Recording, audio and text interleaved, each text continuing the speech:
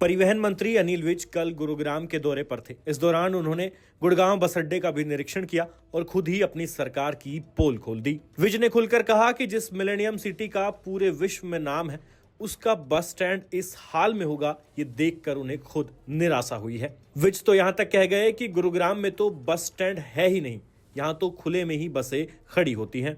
अब गुड़गांव में bus stand की समस्या कोई नई नहीं है। कंडम घोषित हुए भी सालों बीत गए, लेकिन सरकार भाजपा की ही थी। नए बस स्टैंड का काम कभी चालू ही नहीं हुआ और अब तो परिवहन मंत्री ने खुद स्वीकार कर दिया कि गुरुग्राम में तो बस स्टैंड है ही नहीं। मतलब ये कि जो बात गुड़गांव की जनता सालों से कहती आ रही है, वो बात अनिल विज ने भी कह दी। लेकिन सवाल यही है कि इसका समाधान कब होगा, कब गुड़गांव को नया बस अड्डा मिलेगा, कब तक मिलेनियम सिटी की शान में झूठे कसीदे पढ़े जाते रहेंगे। अंत में आप देखिए कि परिवहन मंत्री अनिल विज ने किस प्रकार गुरुग्राम बस अड्डे के जीएम की क्लास लगाई और फिर कैसे अपनी ही सरकार की पोल खोली और साथ ही नए बस अड्डे के निर्माण पर क्या जवाब दिया।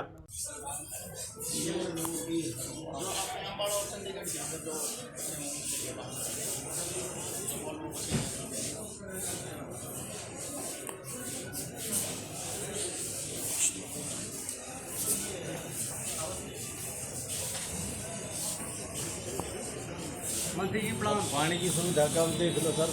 नहीं लैट्रिन बाथरूम की कोई सुविधा नहीं, पानी की सुविधा कहीं भी कुछ लीजिए, हम यही देखना है, यही देखना है।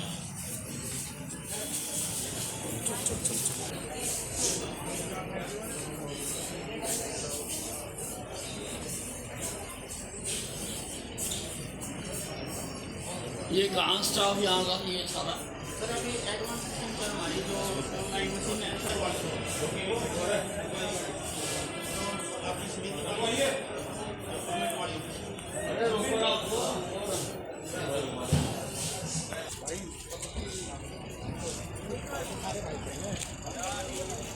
ये STA परमिट किया है,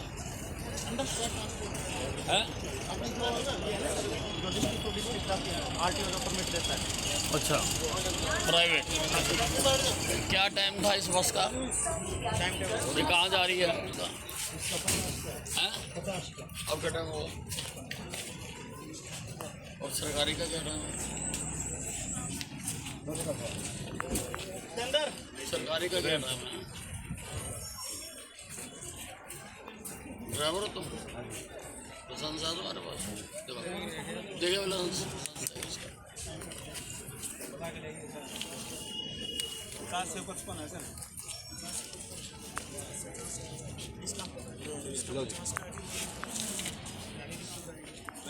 इसका 50 का है, 55 का रोडवेज के भी लगी नहीं है। ये सवारियां भर के जाना है, वो तो खाली जाएगी ना, वो तो खाली जाएगी ना। तुम तो यहाँ बैठ के प्राइवेट चल पाते।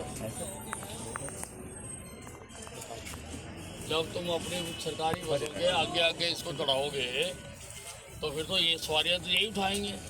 GM साहब प्राइवेट का ठेका ले रखा है सर। ये टाइम तो सर टाइम का है, तो क्या टाइम को आप भी बताते हो? कितनी देर होगी यहाँ पे? अभी आया हूँ। कितने दिन हुए? मैं 1 साल हुआ। 1 साल हो गया यहाँ पे, तो 1 साल में देखा नहीं है तुमने आगे सब? नहीं देखता हूँ रेगुलर, साफ सफाई का सारा। नहीं साफ सफाई मैं देखता हूँ ना। अभी कहाँ बाथरूम बना रखा, मुझे तो नजर नहीं आया। 35 से 40 रोडवेज गई है। हाँ 35 से 40 रोडवेज गई है सर। हाँ 50 पे ये है, 50 से 55 फिर रोडवेज। देख लिया लाइसेंस? ठीक है, सर बस स्टैंड का निरीक्षण कर रहे हैं आज, क्या कुछ फैसले लिए हैं और क्या कुछ कमियां लगी हैं? मैं मिलेनियम टाउन का बस स्टैंड देखने आया था और बहुत देखकर निराशा हुई है कि जिस शहर की चर्चा सारे विश्व में होती है, उसके बस स्टैंड का ये हाल है। फिलहाल हमारी सरकार ने आने के बाद जमीन इसकी ले ली है और वहाँ की DPR बनाई जा रही है।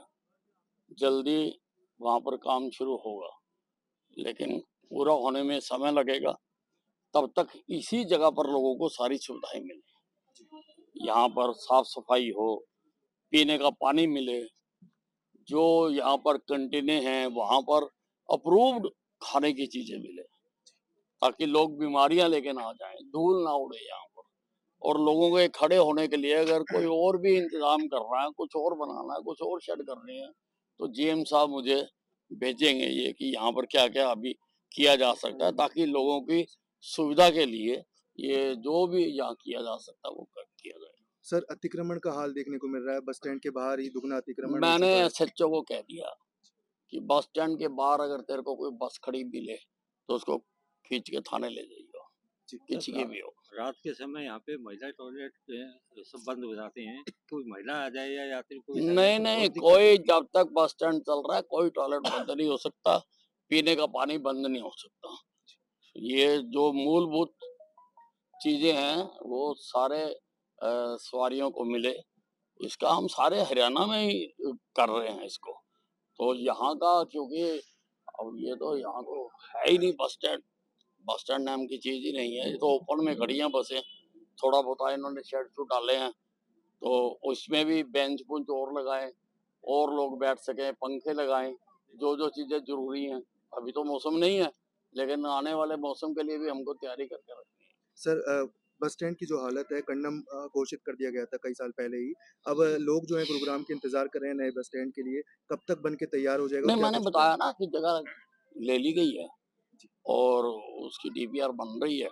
टेंडर प्रक्रिया का जो सिस्टम है वो होता ही है, अभी उसका सारा ड्राइंग वगैरह बनेंगे, नक्शे बनेंगे, सब कुछ बनेगा और लेटेस्ट मिलेनियम बस स्टैंड बना के दूंगा यहाँ सर, का। आज स्वास्थ्य की बात कर रहे थे कि आप लोगों के स्वास्थ्य के साथ कोई खिलवाड़ नहीं होगा, तो कुछ खाने की जो दुकान लगी है उनके अंदर भी कुछ ऐसी नहीं, चीज़- मैंने बुला लिया था जो फूड सिक्योरिटी ऑफिसर हैं और मैंने हर चीज के सैंपल भरने के लिए कहा है और मैं किसी भी हरियाणा के बस स्टैंड पर अनअप्रूव्ड चीजें नहीं बेचने दूंगा।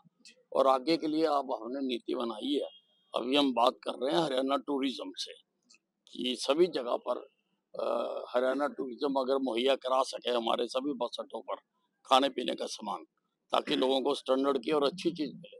लोग आते हैं, लोग चाहते हैं कि साफ सुथरी चीजें मिले, अच्छा मिले, पानी असली मिले। ये नहीं बाजार में 80 पैसे की भरती है तो यहाँ पे 20 रुपए की बोतलें बेची जाए लाके, वो नहीं चलने दूंगा मैं। तो वो सारा कर रहे हैं, अभी इंतजाम कर रहे हैं। और अगर उससे टूरिज्म से किसी कारण से नहीं हो पाता, क्या स्थिति है वो नहीं सप्लाई कर पाते, तो मैंने अपने विभाग को कहा है कि रेलवे सारे हिंदुस्तान में अच्छा खाना मुहैया कराती है। उन्होंने कॉर्पोरेशन बना रखी है, तो जाके उसका अध्ययन करें। अगर रेलवे दे सकती है तो हम क्यों नहीं दे सकते।